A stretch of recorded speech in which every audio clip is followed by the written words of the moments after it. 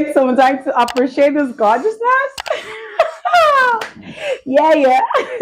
YouTube is becoming like a safe space for me, and I'm enjoying it. Thank you so much for all the positive feedback. I think it's boosting my morale.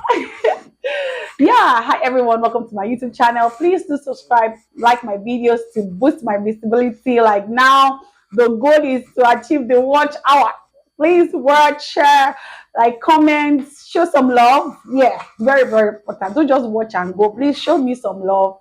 So let's go right into the topic of the day. Um, Coming to Canada as a permanent resident versus student route. Ever since like I made my relocation public and say that, oh, I relocated to Canada as a permanent resident, I've got lots of questions and saying, people asking me like, how did you do it? Did you use an agent? Is it good? What about student route? Because this permanent resident writing IELTS is not some people say, that money, just a lot of questions. And that's what I'll be doing in this video. I need to like give a background to this gist and say that everybody's journey is so different, and I think I've said it over and over that your journey is different from my own journey, and it's also different from any other person's journey. If you decide to come to Canada, like that God is leading you, or you just even decide to come to Canada, maybe you come to the student route or come to the permanent resident straight, like it's your choice, and most importantly, you maintain it eye on the goal. So for permanent resident, I would say that what's the difference between permanent resident and student route? I would say that a lot of people that actually come through the student route like really want to come here and get their permanent residence and eventually become a citizen, but maybe because of one factor or the other is not working as fast as they wanted. That is why so many people actually choose the student route. So it's not because people want to go. Yeah, it's not that people want to go and get extra degree. I know a lot of people want to get extra degree as well. So why not? Like it's just like you are getting extra degree and you're also like walking through the path of becoming a permanent resident.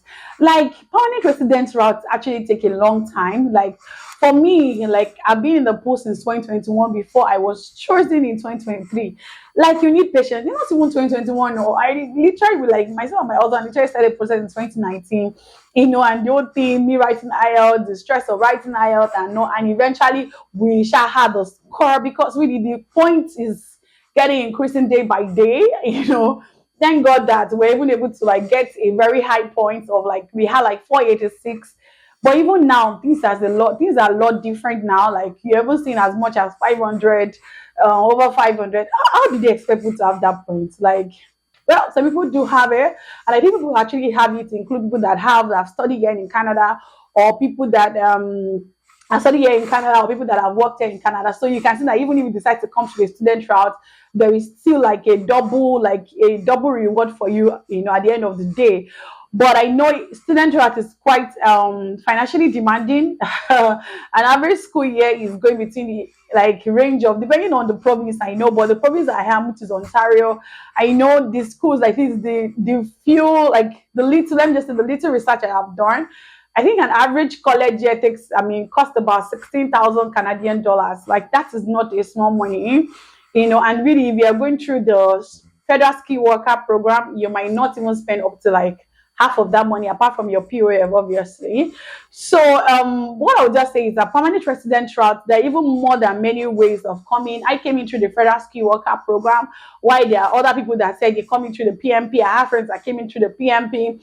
In fact, there's a popular Canadian blogger that said that there are over 10 routes like to actually come here through the permanent resident. There's LMIA, quite a lot. You just do your research. There's even category based now, because really this CRS score is a whole lot. There's category based, where I have somebody that's a friend that within less than 6 months they got, it was through the category based. I have someone that even have less than 400, and through the category based she was selected. So they were even more than one. So really, like the journey is so different. Like nobody can particularly say that one is better than the other. Really, the only thing I can just say is that the student route is kind of predictable.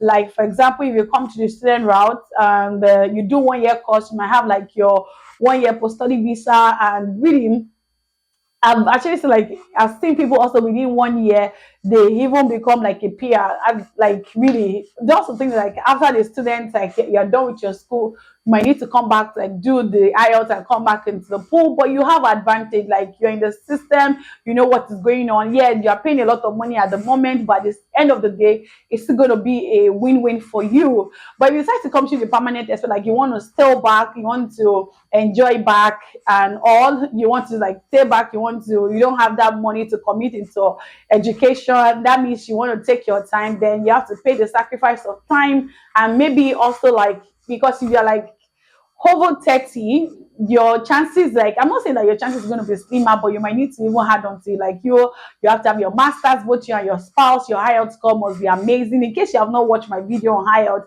I did a series on IELTS. You should definitely take a look at it. It will really help you if you're preparing for your exam. Some people also advise that you go and learn French, which is good, because French, if you pass your French, you can give you as high as 100 points, so the thing about, if you weigh them together, I would say that each of them has their pros and the cons. For permanent residents, it's not financially demanding. It's not so financial. It's not like you're not going to spend a lot of money as well, but it's not so financially demanding. Or it takes a lot of time. For people, it can be easy. Some people can take like 2 years. Some people can take 3 years. Like I was just so blessed. I wouldn't even say lucky. I was so blessed and favored with lots of prayers, though. Hey, a lot of prayers. My IELTS was expiring in 2 weeks when I got my high tier, like 2 weeks, like 2 weeks before my IELTS expired, I got my high tier. So imagine if my IELTS has expired, it happens like, I remember even for my husband, his IELTS expired at a point. He had to go and write IELTS because it was going to hurt to me. Like, so what, like I was saying, that IELTS, you need to pass your IELTS, and really you need to have those points of 877 or 7. Like, it shouldn't be less than that. There's some criteria that are not so uh favorable for some people. Number one, maybe you have to be less than 30. Number two, you have to have had your master's degree or even PhD. You also, like, must have over 3 years working experience. Some people will expect it, like, it to even be on the safe side. Also, your husband must also have a master's, or your wife must have a master's. Your husband or your wife must have done their IELTS. Both of you must also, the criteria, like, this is the hand for permanent residents. So don't worry, I'm raising up my hand. Like, the criteria is getting more and more. A lot of people are in the pool. Like, the scores are not getting so. It's not getting, like, even then, even with my under 30, with my masters and my husband being a master's, we even have a sibling. Like, we have like somebody here, like a family relation that actually added to us for us, that gave us another 15 points. Let's say we don't have like a family relation here. Imagine minus 486 from 15 points. That's like 470. That's like 471. And I'm not sure they picked 470 at all, like, in a long time. I'm not sure. I think the only 470 they picked was maybe for category place, for Greek. Yeah, I think for French. So look at it now. Look at the factor. It's easier, but really there are sacrifices to pay. So in that course, people are about to go and learn French, get more degree. People don't have degrees and they don't have master degree and all. Whereas for students, which is this side, for students, yes, number one thing is that it's financially, demanding. Yes, the POF is a lot. Now, I've been hearing some stuff around it that when spouses come, or they might not even be able to work, it is well. So it is financially demanding. It might take you away from your family, or like PR. Once they give your children, they give you your husband and the children. But yeah, sometimes people have to leave their children at home for some, like, back in their home country, because the POF, or because of they need to work extra hours and all, and you have to pay your school fees. It's just a whole lot. I feel like this side is financially intensive, in the sense that you might have to do some work to pay your bills and all. Unlike PR, once you enter, you start enjoying government benefits, like numerous government benefits, that is everywhere. You have your child benefits. There are some programs, new common programs that the government help you to settle down easily. And then, yeah, there are some educational grants for you. You even want to go back to school. Also, if you come in as a permanent resident, you're almost at the same level as a citizen. Within 3 years, you become a citizen. what the benefits are quite a lot. Maybe I'll just put it on the screen. Yeah, it's actually justified the wait. But at the same time, if you come as a student here, which is this side, um, you can still even become a permanent resident. I think I know somebody that became a permanent resident within a year. When she even came in as a student, she started, doing all of her documentation and became a PR, and it helped her. So really, it's all about the highs on the go. Whichever way you decide to come, if you have the money and you don't want to wait, why not come for the student route? And if you don't have the money or you have the patience to wait, why not just wait and gather your documentation together and all. After all, really, I have friends that they came in as students, they became PR, they're able citizens. Nobody will trace your past. Like, it's just eye on the go. But it's just like now that a lot of people they want to relocate, they are wondering which should they go for. It's still your, like, really, I think it's just the hardest truth. You need to still make your decisions yourself. You have to be the one to make your decision. You have to know what works for you. You also need to do your research, because really, if you are somebody that you don't have a lot of money, because really you're going to be spending a lot of money here. So I'm not saying that you cannot, borrow money, but at the same time you still need that money here. Or yeah, you won't say you can work and cover your bills, but you want to work 24 hours. You're human, you're not a machine.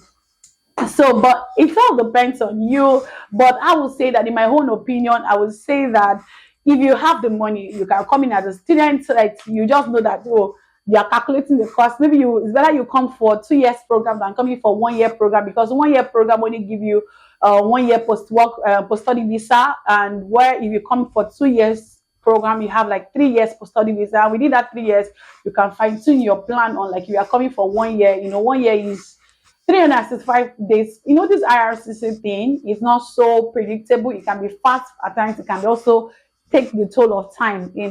These are, government practices that are following. They have their own procedures and all. So really, but if you don't have the money, you can actually use the money that you have to take certifications that you can take. Because some people, even let's even like forget PR, forget students. Some people coming through work, like some guys actually get direct jobs to Canada, like they get direct jobs and their company sponsor them. So why not? So it's not just permanent resident alone student, but you need to do something. That's what I usually say. Like, you need to be in the pool, even if you are still going to come through the student route, because even if you come through the student route, you will still definitely need to take IELTS, come to the pool and be selected. Although your chances might be better, but it's still like a fair chance. Like, there's no cheating. There is no like, oh, it's your choice. But coming as a student, you give it some point because you already have educational advantage. Or even if you are working in the system, can also give you some point. Also, I also get that students that actually get some like tier one. I'm not so sure of those one. I think for that student, but then you come to the system, you may understand how to make the system work in your favor. So that's just the advantage of students. Or like if you're at home or you're in your own country and you're still in the pool, you might not know what exactly is happening here. Although a lot of people are giving out content online, but really content online cannot be as much as what you experience here. But I'll just say that, see, really the choice is yours. But most importantly, I think I need to correct this notion that nobody is above anyone. Yes, nobody is above anyone. If you come in PR, congratulations. And if you have to come to the student, congratulations. The most important thing is eye on the mark, maybe to become a PR, and from PR you become a citizen, and you're good. So it's not like one person is preferred than the other. So I really hope that this video has helped somebody to clear the thoughts. Yeah, I think someone said that, what about visitor? That one. So just imagine that you come in as a visitor. You're coming to visit somebody and you're a visitor. You're actually a visitor. So we say there's a way you can convert your visitor to work. That one, I don't know. I'm not so sure how it works. And I'm not going to say what I don't know. So, well, I know of a student, I know of a permanent resident, because I have people that are close to me that are, coming through that. True students, also true PR. And I wish you success. This is a game of patience and a game of knowing what works for you. Yeah, so I hope my video has been helpful. If this video has actually helped you, please drop a comment and definitely share with somebody, and let us achieve the watch hour.